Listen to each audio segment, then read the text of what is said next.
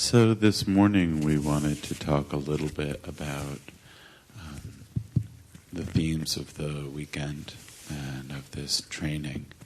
And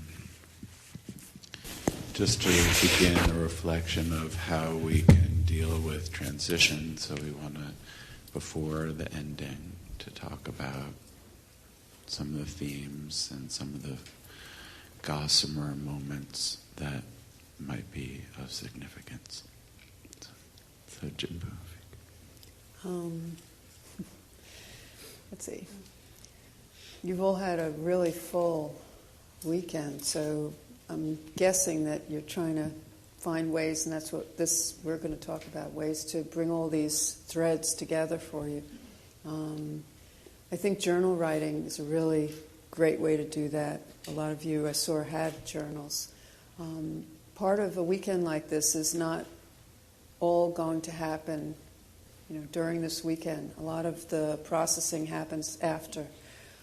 So don't be surprised if you're going to be moody or go through these weird things, because that's pretty normal for doing a weekend like this.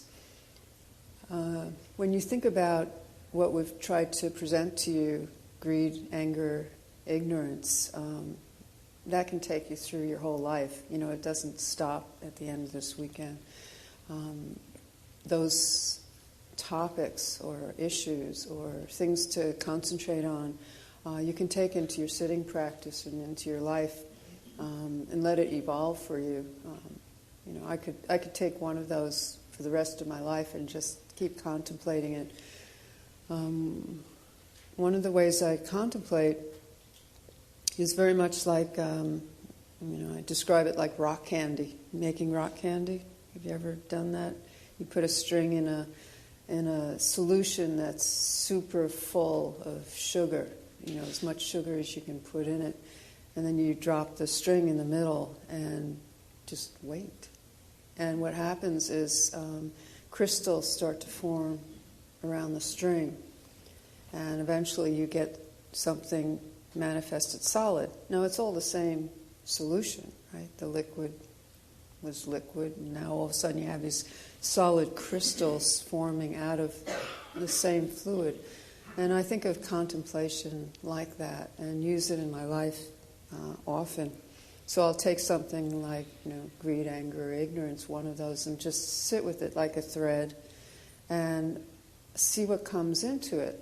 Leave myself open to observe and watch what comes into the formation of that crystal. And each time I sit, it's different. So it's not like once you have that rock candy solid, you think, well, I got it. It doesn't work like that. Each time it's back to a solution, But that's been helpful for me.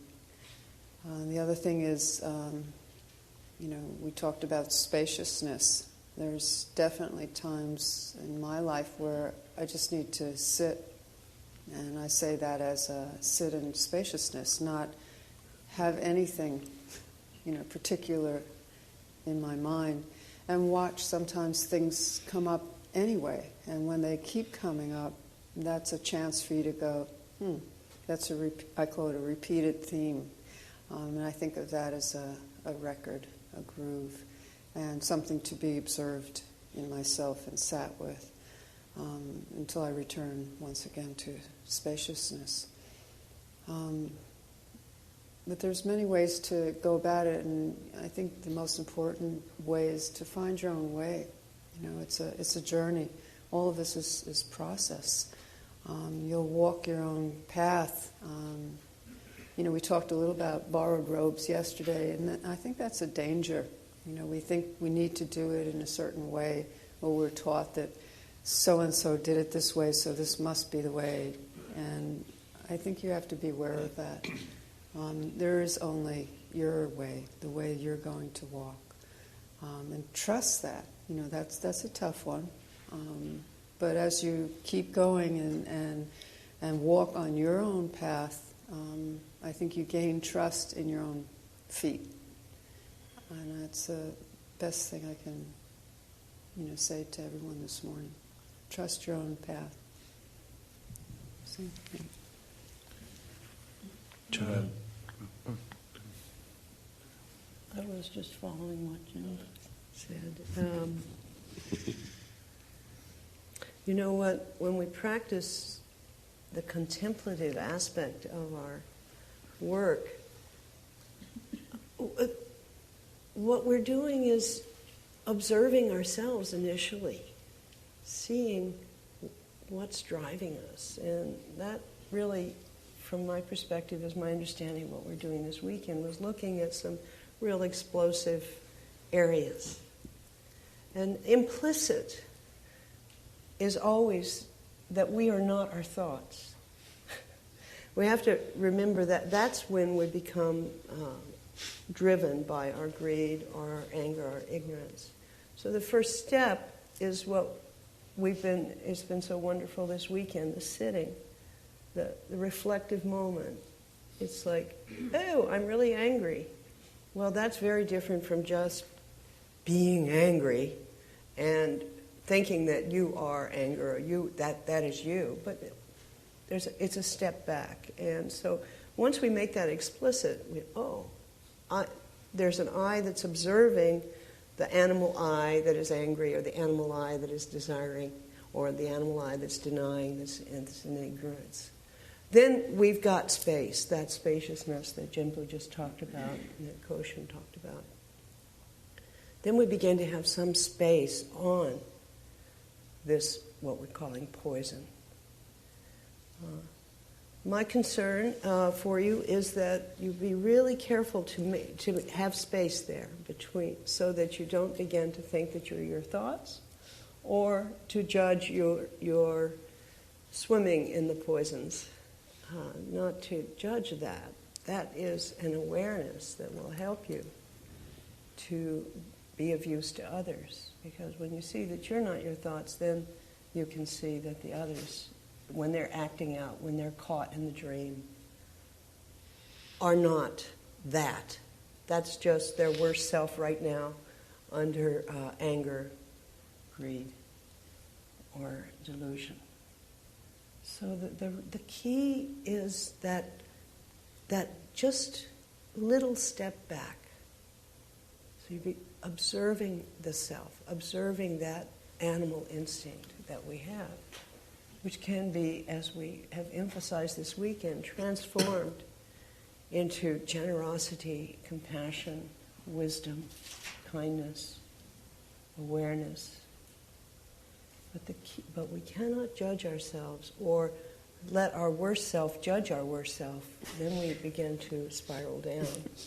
And so that's a tendency sometimes when we begin to study the three poisons is, oh, I'm so greedy, I'm so angry, I'm blah, blah. So that's when we talk about spaciousness, that's what we're talking about, that little shard, as it were, this little place where we can have some perspective on ourselves. And so for me, that's the most important implicit action of this weekend, is for us to really to look at that and not to go away caught up in some judgment of ourselves or of others. I think I know that I echo everything that has already been said, and just like to add that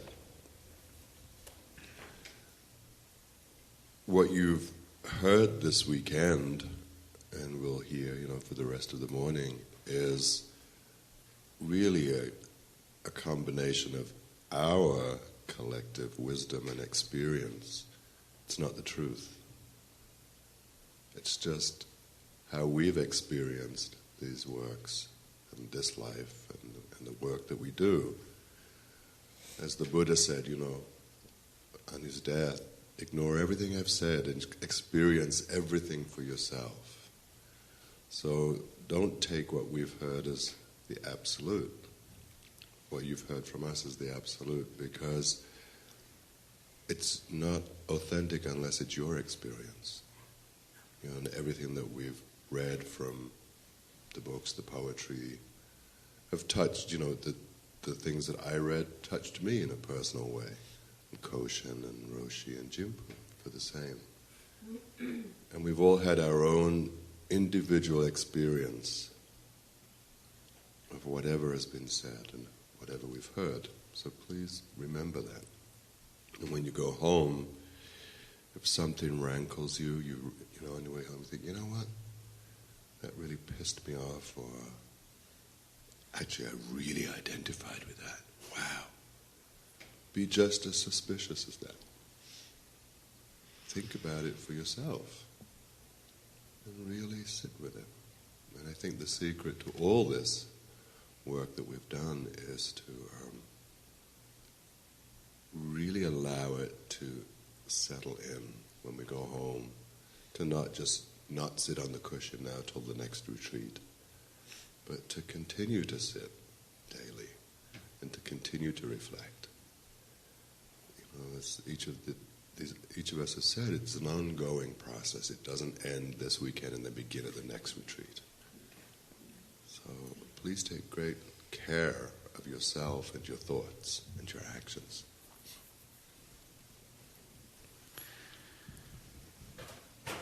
I'm just thinking about coulda, woulda, shoulda, running away from the did, and it kind of really sums it up for me, you know, about really meeting our function and inhabiting our life. I think that's also what we've been talking about. Is like really not, you know, I could have done that, or I should have done that, or I should be this, or I should be that, or just really just being ourselves fully. I think that's what we're all talking about. And one of the things that, you know, some people feel that I don't know if I can survive, you know, really dealing with, you know, such intense contemplation and difficulty. And actually the image that's on the cover of your little booklets and on everything that we have is an image of Avalokiteshvara. And this particular Avalokiteshvara is from Hiroshima, and it was just outside this little temple where I trained, and she survived the atomic blast and still is so beautiful, right? So she can do it, and we could probably deal with a little contemplation, you know. But there's that kind of energy of, to me, that's like the courage. It's a symbol of courage and possibility of resilience. So to take the time and to, I like the word tender ourselves, it's actually something that we can do is to learn how to tender our hearts and our minds, to soften it all,